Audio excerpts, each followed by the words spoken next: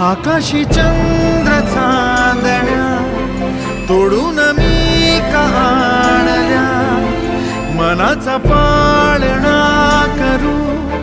बांधून घे जरा झुला, डोळ्यात तूच साजणी सुखाचा स्पर्श तू नामा, तुझ्या विना उरेन अर्थ जीवना, उजळे तुझ्या हसूने कणकण, अन चंद्र हे हातीचे काकण.